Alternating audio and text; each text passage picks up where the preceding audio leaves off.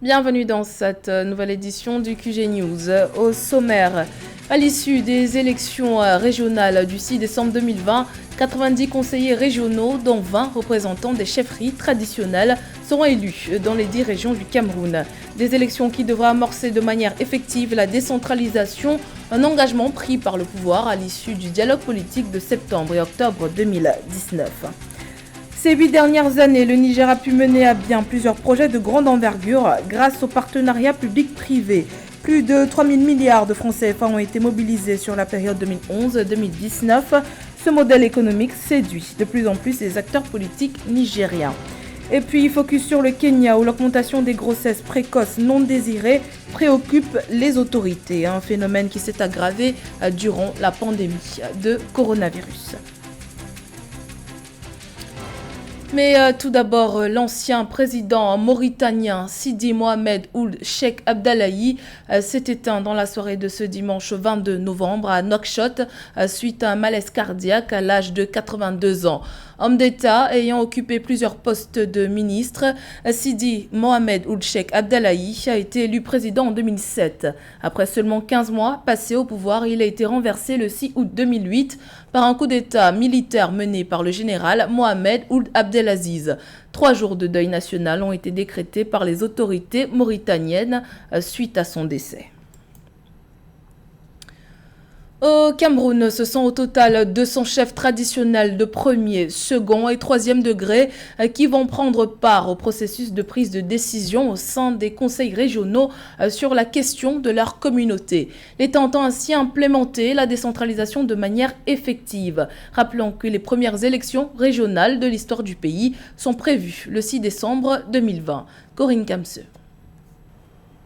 L'activation des conseils régionaux à l'issue du scrutin du 6 décembre 2020 va étoffer le rôle du commandement traditionnel au Cameroun. Ce sont au total 200 chefs traditionnels de premier, second et troisième degré qui vont prendre part au processus de prise de décision au sein des conseils régionaux sur la gestion de leur communauté. Un pouvoir à la base qui, selon le Mbombok Eone Oscar, candidat dans le département d'Union Ekele, région du centre, donne tout son sens à la décentralisation. Si les communautés sont encadrées par des chefs traditionnels, ce n'est qu'un atout majeur à la pratique de notre mission dans l'accompagnement, l'encadrement et l'impulsion d'un certain nombre de choses qui impactent sur le bien-être et le développement de nos populations. Au Cameroun, les chefs traditionnels ont depuis 1977 un statut d'auxiliaire administratif. Ils servent de lien entre l'administration et les populations du village. Ils sont jusqu'ici chargés de certaines tâches telles que la collecte des impôts et la rédaction d'actes administratifs.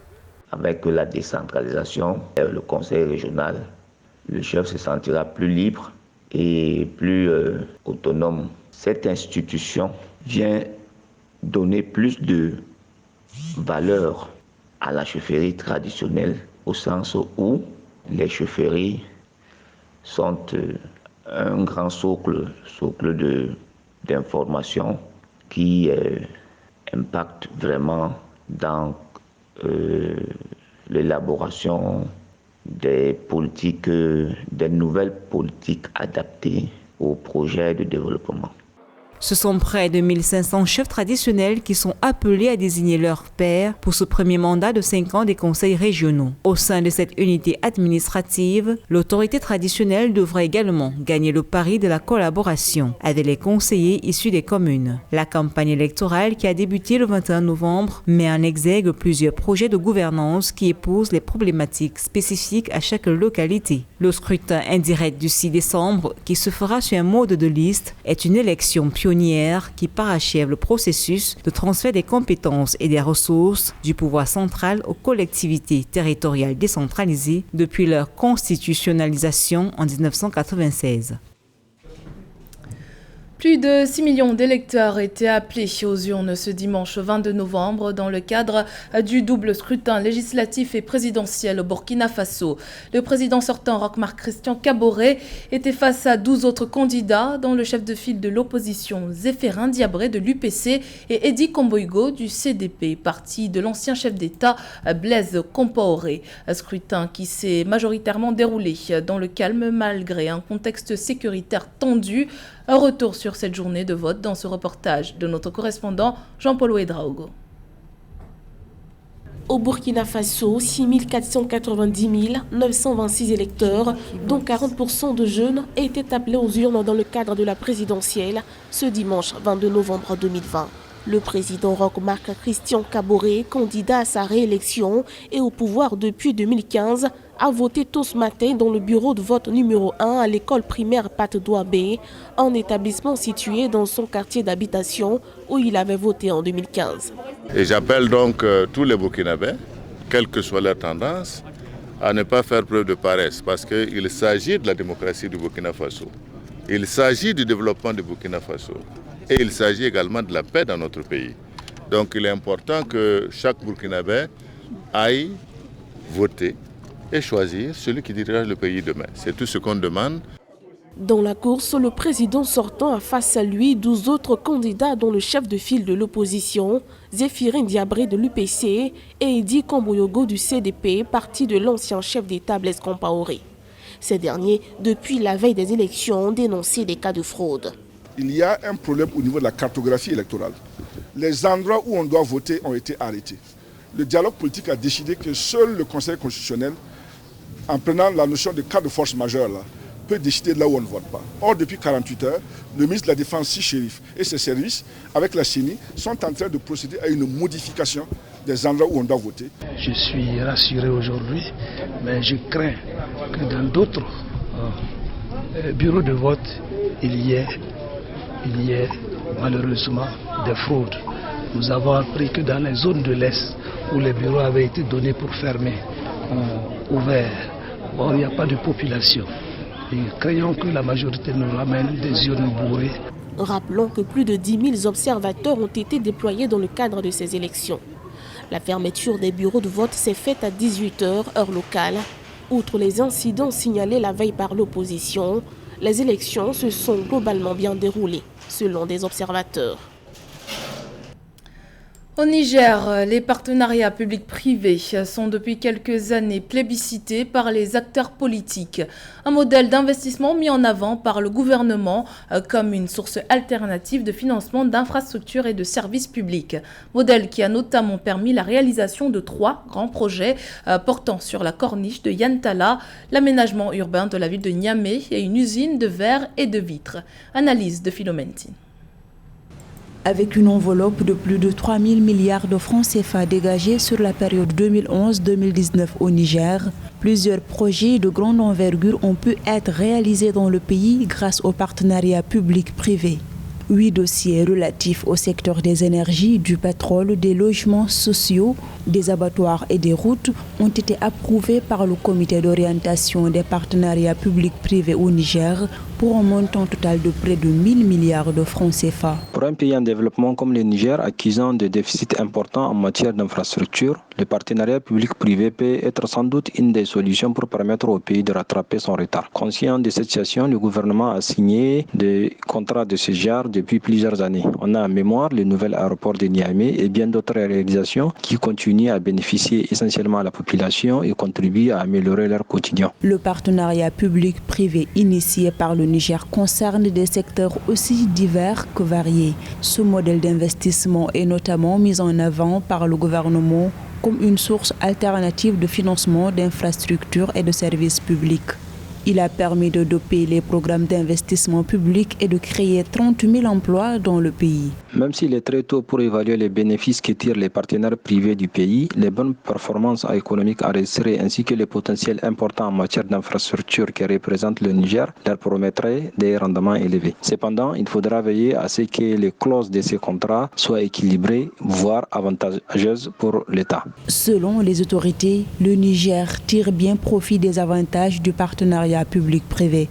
D'ailleurs, il estime que le pays a déjà une avance dans le domaine par rapport à de nombreux pays africains. Dans l'actualité également, le Nigeria, la plus importante puissance économique du continent africain, est entré en récession pour la deuxième fois en 4 ans après une contraction de son produit intérieur brut pour le second trimestre consécutif. Le PIB du Nigeria, pays producteur de pétrole, s'est contracté de 3,62% au troisième trimestre 2020 après avoir déjà reculé de 6% au trimestre précédent. Le Bureau des statistiques de l'État fédéral a attribué cette évolution à la chute des prix du pétrole ainsi qu'à l'impact négatif sur l'économie de la pandémie de coronavirus. La contribution du pétrole au PIB s'est contractée au troisième trimestre de 13,89% contre une baisse de 6,63% au deuxième trimestre de 2020. Au Sénégal, le président Macky Sall a récemment décidé de mettre sur pied un nouvel instrument en faveur de la promotion, de l'insertion et de l'emploi des jeunes. L'annonce de la création de cet organe intervient dans un contexte de recrudescence constatée du phénomène de l'émigration clandestine qui touche principalement la jeunesse sénégalaise. Les précisions de Philomentine.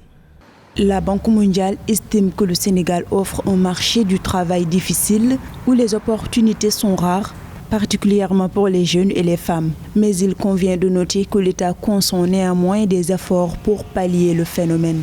C'est dans ce cadre qu'un Conseil national pour l'insertion et l'emploi des jeunes sera mis en place dans le pays dans la deuxième quinzaine de décembre 2020. La création d'un nouvel organe pour l'emploi et l'insertion des jeunes ne sera qu'une structure de trop. Il fallait à la place mettre un organe de coordination ou alors supprimer les organes qui sont inefficaces pour mettre en place des structures décentralisées dans les régions plus proches des populations. L'Agence nationale de la statistique et de la démographie du Sénégal, ANSD, fait part d'une faible articulation entre le marché du travail, la formation professionnelle et la politique d'accompagnement pour l'emploi des jeunes dans les politiques publiques du pays.